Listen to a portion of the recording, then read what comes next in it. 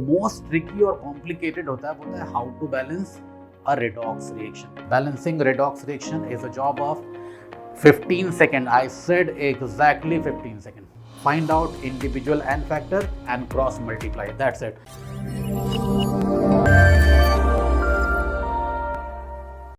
Hello बच्चों, hello good looking intelligent kids. बेटा आज हम लोग क्लास में एक बहुत ही इम्पॉर्टेंट टॉपिक डिस्कस करने जा रहे हैं, how to balance chemical equation. तुम मेरे से पूछोगे आपने इसको इम्पॉर्टेंट कैसे बताया। So it's not me telling you this is an important topic, it is the data of such student. बच्चे हमसे हमेशा पूछते हैं, we have a data pool of so many student asking teacher हमें कुछ सिंपल ट्रिक सिखाइए आप, जिसमें ये बताया जाता है how to balance a chemical equation. So let's move and talk about the topic how to balance chemical equation. This is the determinant. This is how we have decided this topic is very important. Point number 2, before starting moving inside the topic, kindly please like and subscribe. Beta, you will get access to many more such very important and useful videos in continuation of the series, right? So liking and subscribing has other part, you would be getting access to many more such videos. So kindly like and subscribe. So let's go to the topic how to balance chemical equation. अब काम की बात करें, ritual talk हो गया, काम की बात बेटा ये how to balance chemical equation. अब तुमको ये देखना है केमिकल इक्वेशन जो होते हैं बेटा बहुत सारे टाइप के होते हैं.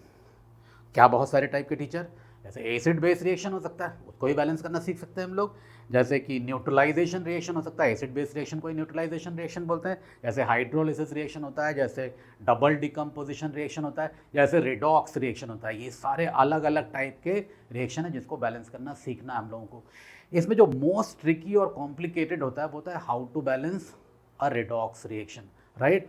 सो अभी इस क्लास में इस छोटे से स्निपेट वीडियो में हम लोग how to balance a redox reaction के बारे में बात करने जा रहे हैं.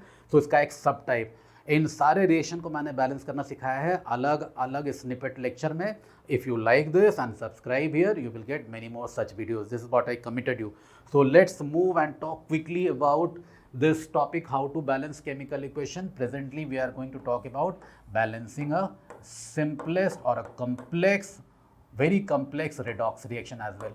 So एक ही ट्रिक में मैं आपको सारा कुछ करना सिखा दूंगा and this is going to be proved a very useful trick to you, right? So इसको फटाफट आप इस टॉपिक में आ जाइए बेटा. जैसे आप देखिए यहाँ पे आपके पास एक छोटा सा रेडॉक्स रिएक्शन है. क्या रेडॉक्स रिएक्शन है? MnO4 माइनस, क्या बोलते हैं बेटा इसको बोलते हैं permanganate ion reacting with oxalate ion C2O4 2 minus, right? And they are combining together in acidic medium to give rise to Mn2 plus carbon dioxide molecule, right? So balance this redox reaction. ये question पहले balance this redox reaction, ये पहले quickly question आपने note down करना है, लिखना है, रखना है, नोटबुक में लिखना है. Absolutely your description. As the teacher I would appreciate अगर आप इन सारी बातों को नोट डाउन भी करेंगे. नोट डाउन करने से पढ़ाई की क्वालिटी मैनी मोर फोल्ड, बहुत गुना बढ़ जाती है. Quality of teaching improves, quality of learning improves. My advice to you, but this is only advisory because you are online children. तुमको मैं सिर्फ एडवाइस कर सकता हूँ, I can not force you.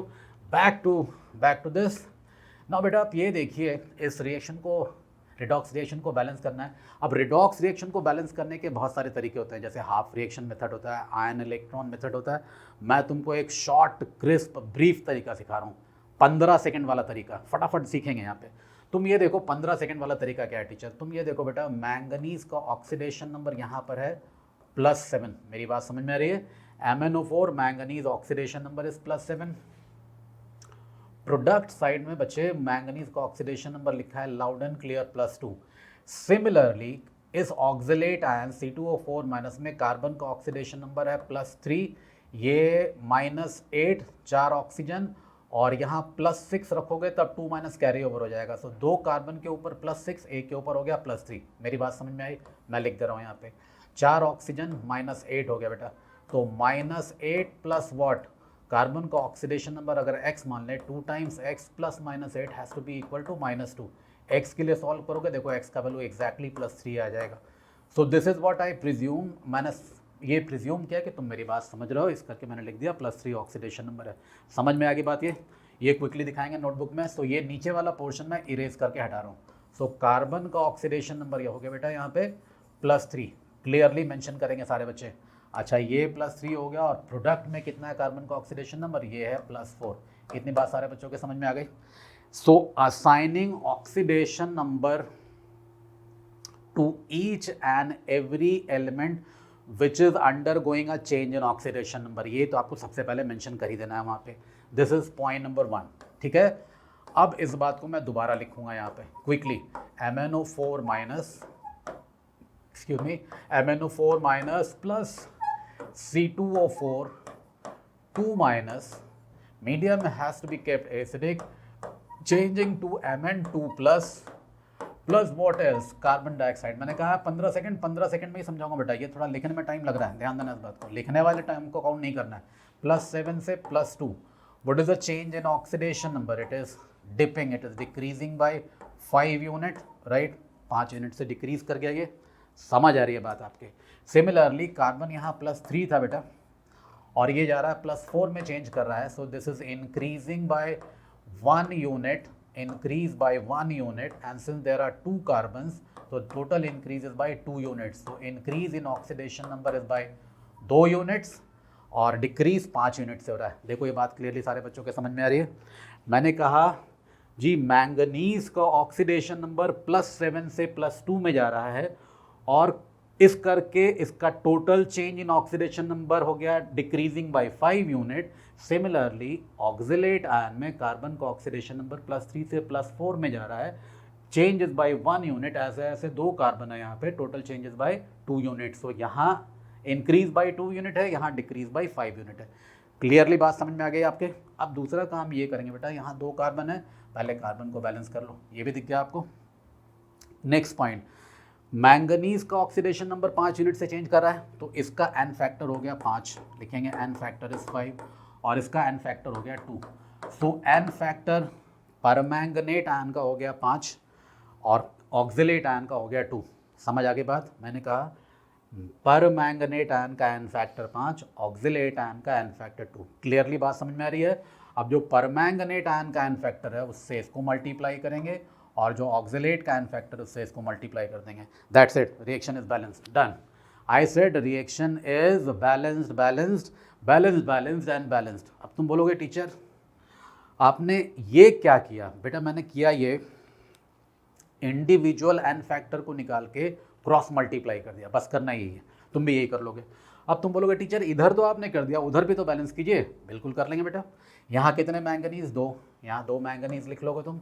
यहाँ कितने कार्बन? 10, यहाँ भी 10 कार्बन कर लेंगे, तो 2 की जगह 10 कार्बन कर लो। समझ में आ गई बात? ये आप इसको दोबारा लिख लो, 2 MnO4 minus reacting with 5 C2O4 2 minus giving rise to 2 Mn2 plus, right, plus what is 10 CO2। यहाँ तक तो चीज़ें बैलेंस हो गई हैं।